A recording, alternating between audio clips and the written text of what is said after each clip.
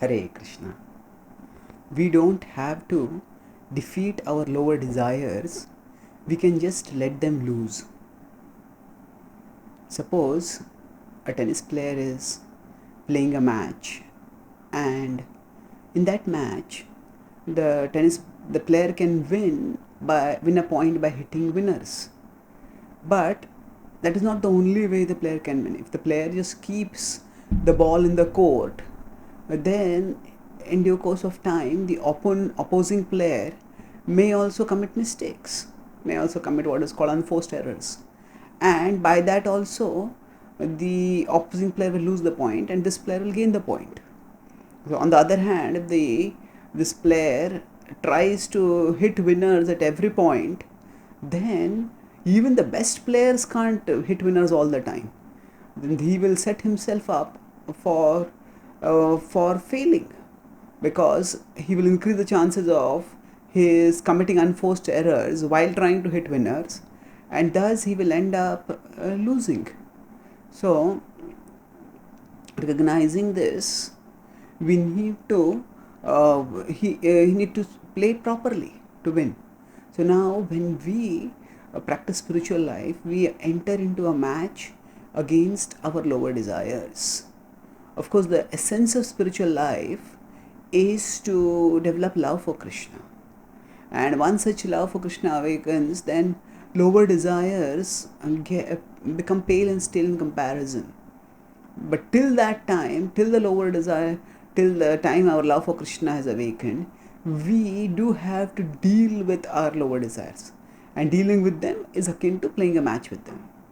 Now, in this match, what is the best strategy? Krishna talks about it in 5.23 when he states that Shaknoti haiva sodhum praksharir vimokshanat kama krodhodbhavam vegam sayuktah sa sukhe naraha.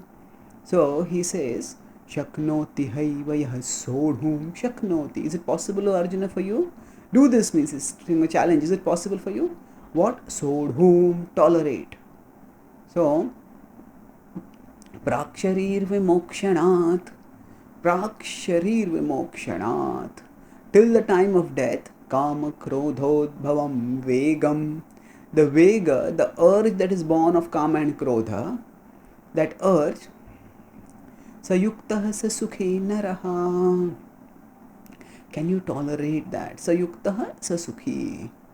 So this understanding, the Krishna is saying that tolerate desires till and stay yukta, stay connected.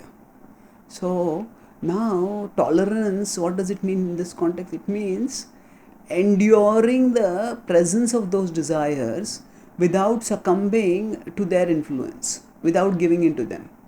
So we may, in the match against our lower desires, we may try to hit winners. Hitting winners is like trying to eliminate those desires. But elimination is next to impossible. Why?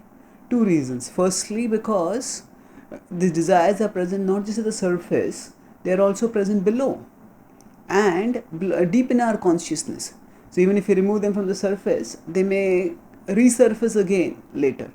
Or even if we uproot them from our consciousness, still there are external tempting objects, but on seeing which again those desires may come upon us. So therefore, and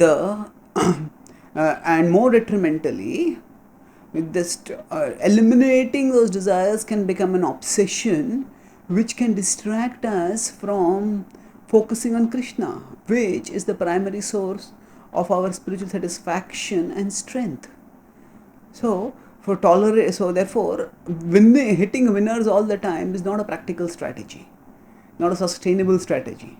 So tolerance is what Krishna recommends. Now tolerance means that to tolerate, how can, if the desires are present, how can we not succumb to them? By two things.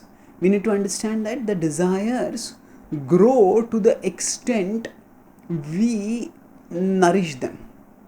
When we give them attention, when we focus on those desires, our attention is their nutrition.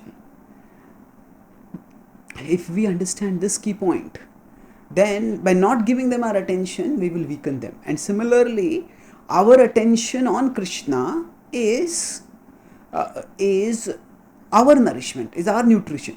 The more we focus on Krishna, the stronger we become by that focus on Krishna. So if we just stay focused on Krishna without paying attention to the desires that are present, rather than trying to drive them out, but what will happen is the desires themselves will weaken and they will falter. Just like they keep the ball in play and the opposing player errs. And when those desires falter, then whatever interruption they might have been posing in our devotion, that will also subside and we will march forwards towards victory in the match of our life. Thank you. Hare Krishna.